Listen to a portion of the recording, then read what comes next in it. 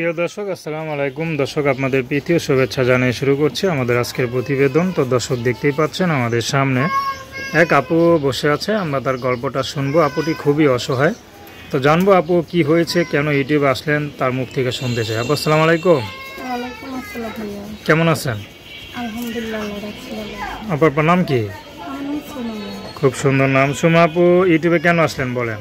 ইউটিউবে আছি ভাইয়া, গল্পটাই হলো কষ্টের, কি বলবো আর।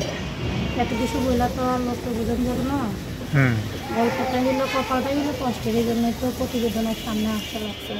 আচ্ছা, কি কষ্ট জীবনে এত বলেন তো, একটু শুনি আমরা। জীবনটা কষ্টের, মা নাই বাবা আছে, বিয়ে হয়েছিল, স্বামী সংসারে থাকতে পারি নাই, স্বামীটা ভালো ছিল না, তাই ডিভোর্স হয়ে গেছে গা। এই জন্যই আর কি কপালটা কষ্টের। কপাল যদি ভালো হতো তাহলে একটা নারী তো তার জীবনসঙ্গী হলো স্বামী, সেই স্বামী যদি পাশে না থাকে তাহলে তার জীবনটা অনেক কষ্ট হয় না। আচ্ছা, একা জীবনটা আর কি অনেকটাই কষ্ট। তো মানে বিয়ে হয়েছিল, এখনো স্বামীর সংসার নাই তো? স্বামীর সংসার আচ্ছা, কতদিন সংসার করছিলেন?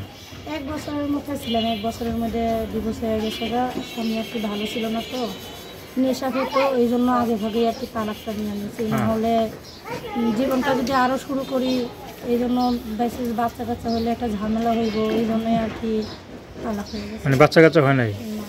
আচ্ছা, সংসার করছিলেন কতদিন তাহলে? সংসার ওই 1 বছরের মতন ছিলাম। 1 বছর পর্যন্ত হেরে ভাড়া করার লিগে চেষ্টা করছিলেন আর কি? আচ্ছা আচ্ছা, কিন্তু সফল হতে পারিনি। যাক, বুদ্ধি করে সন্তান নেন নাই, ভালো হয়েছে। আসলে সন্তান নিলে তো আপনার যাওয়ার কোনো জায়গা থাকতো না, ঠিক না? অনেকটাই কষ্ট জীবনটা চলতো। এখন কার কাছে থাকেন? এখন আসি মনে করেন ওই বাবার নামের উপরেই আর কি আসি। বাবা অতটা জিগায় না। বাবা এখনকার মনে করেন মা নাই, একটা বিয়ে শাদী করছে, এখন সে তো তার ওই সংসার নিয়ে থাকবে। বাবা তত জোর খাটিয়ে, বাবা যদি কিছু করতে চায়, মা তো আর অত বেশি কিছু করতে পারে না, বুঝলেন না? আচ্ছা, এখনকার বিয়ে শাদী করবেন? এখন যদি একটা সুন্দর মনের মতন মানুষ পায়, জীবন সঙ্গী হিসেবে কাউকে পাশে পায়, তাহলে অবশ্যই বিয়ে শাদী করবে। আচ্ছা, সারাটা জীবন তার সাথে থাকবে। আপনার তো মনে করেন বাচ্চা হয় না, কিন্তু বিয়ে তো হয়েছে, স্বামী ঘর তো করছেন, তা এখন তো অবিবাহিত ছেলেরা বিয়ে করবো না। যদি কোনো বিবাহিত সন্তান সহ কেউ বিয়ে করতে চায়, আপনি করবেন? সমস্যা নাই, যত আমি বিবাহিত পুরুষ যদি আমার ভাগ্যে থাকে, আল্লাহ যেটা ইচ্ছে ওটাই আল্লাহর কাছে লাখ লাখ আলহামদুলিল্লাহ। তারপর নাম কি বললেন?